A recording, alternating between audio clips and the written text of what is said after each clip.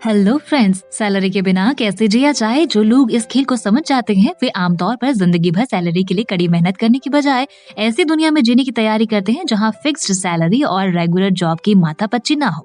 दोस्तों, अगर आप जवानी में रिटायर होना चाहते हैं और ज्यादा से ज्यादा अमीर बनकर रिटायर होना चाहते हैं तो आपको एक ऐसी दुनिया के बारे में सोचने की जरूरत है जिसमें सैलरी ना हो। अगर आपके रियलिटी रेफरेंस या माइंडसेट में आपको सैलरी की जरूरत है तो आपके जीवन में अमीर बनकर रिटायर होने की पॉसिबिलिटीज बहुत कम है। दोस्तों, जिन लोगों को सैलरी की जरूरत होती है वे पैसे के गुलाम हो जाते हैं। अगर आप आजाद होना चाहते हैं तो आपको सैलरी या नौकरी की कभी जरूरत नहीं होनी चाहिए।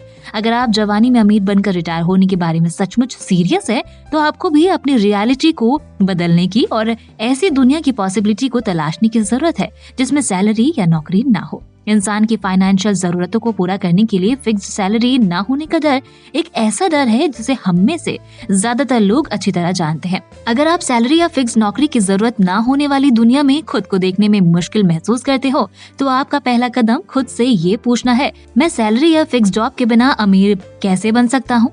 जिस पल आप खुद से ये सवाल पूछते हैं आप अपने दिमाग को खोल लेते हैं और एक नई रियलिटी की ओर जाना शुरू कर देते हैं। दोस्तों, आपको खुद से ये क्वेश्चन पूछना चाहिए, अगर आप इतनी हाईली क्वालिफाइड और एक्सपीरियंस्ड है तो आपको नौकरी की जरूरत ही क्यों है। अगर आप इतने स्मार्ट हैं तो आपको सैलरी की जरूरत ही क्यों है। इस तरीके से आप एक बहुत जरूरी और बुनियादी फाइनेंशियल सबक सिखाने की कोशिश कर रहे हैं कि पैसा आपको अमीर नहीं बनाएगा, साथ ही ऊंची सैलरी वाली नौकरी ही आपकी फाइनेंशियल प्रॉब्लम्स को नहीं सुलझा पाएगी।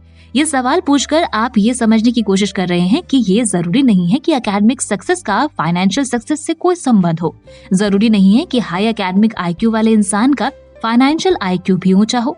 इसे महान वैज्ञानिक सर आइजैक न्यूटन के एग्जाम्पल से समझते हैं। दोस्तों, आपने सर आइजैक न्यूटन का नाम जरूर सुना होगा। न्यूटन की गति के 3 नियमों से शायद ही कोई शख्स अनजान हो, लेकिन क्या आपको पता है कि न्यूटन शेयर मार्केट में भी पैसे लगाते थे। लेकिन वो शेयर मार्केट में इन्वेस्टर तो थे, लेकिन उतने स्मार्ट नहीं जितना वो स्मार्ट वैज्ञानिक थे। न्यूटन के शेयर मार्केट एक्सपीरियंस का जिक्र बेंजामिन ग्राहम ने अपनी मशहूर बुक द इंटेलिजेंट इन्वेस्टर में किया है।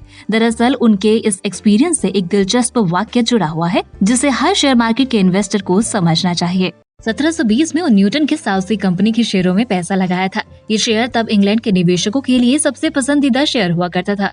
शुरुआत में न्यूटन ने इस शेयर में 100% रिटर्न कमाकर उसे बेच दिया। न्यूटन के साउथ सी कंपनी के शेयरों को बेचकर 7,000 पाउंड का प्रॉफिट हुआ। लेकिन कुछ टाइम के बाद उस साउथ सी कंपनी के शेयर के लिए निवेशकों में फिर से दीवानगी देखी जाने लगी। इस तेजी को देखकर वैज्ञानिक न्यूटन भी और ज्यादा कमाई की उम्मीदों को नहीं रोक सके और उन्होंने अपनी सारी कमाई फिर से उसी शेयर में लगा दी। न्यूटन ने काफी ज्यादा कीमत पर साउथ सी कंपनी का शेयर खरीदा, लेकिन इस बार उनको जोरदार नुकसान हुआ। साउथ सी कंपनी के शेयर में आई गिरावट से न्यूटन को 20,000 पाउंड, जिनका वैल्यू आज $1 मिलियन में है, गवा बैठे। इस वाक़ये के बाद न्यूटन जीवन भर कभी भी किसी के साथ साउथ सी कंपनी के बारे में कोई जिक्र नहीं करते।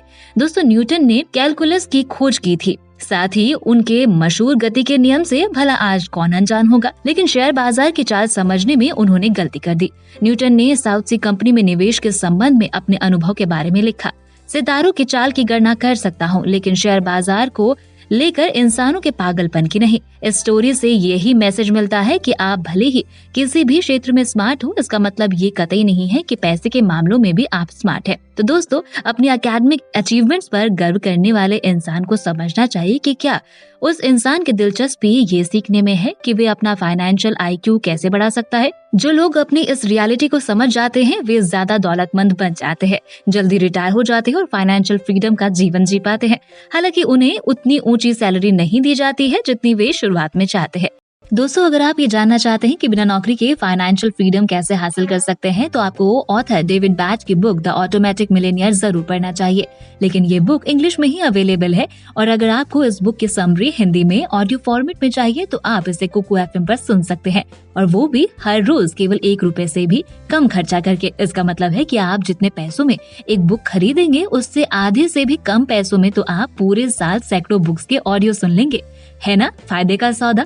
दोस्तों, ऑडियो सुनने का फायदा ये होता है कि आप अपने दूसरे काम करते हुए भी आराम से ऑडियो सुन सकते हैं, जैसे ट्रैवलिंग, कुकिंग या फिर घर के कुछ दूसरे काम। कुकू एफएम पर इसी तरह की बुक्स के ऑडियो आप कभी भी सुन सकते हैं।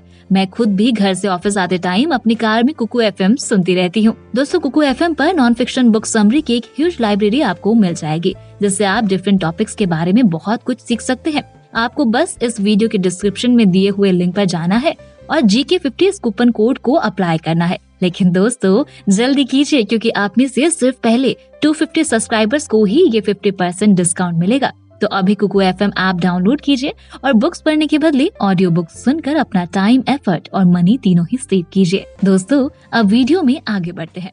तो दोस्तों, सबक ये है कि अगर आप जवानी में अमीर बनकर रिटायर होना चाहते हैं तो आपके लिए फाइनेंशियल IQ एकेडमिक IQ से ज्यादा जरूरी है। अब हम फाइनेंशियल IQ बढ़ाने के लिए कुछ टिप्स पर बात करेंगे, ताकि आप ऐसी दुनिया में जी सके जिसमें सैलरी की जरूरत ही ना हो। आप जितनी जल्दी बिना सैलरी वाली दुनिया को देख सकेंगे, आपके उतनी ही जल्दी अमीर बनने की पॉसिबिलिटी होगी। तो हॉट टिप नंबर 1, खुद को ऐसी दुनिया या रियलिटी में देखना शुरू करना जहां आपको दोबारा कभी सैलरी या नौकरी की जरूरत नहीं होगी।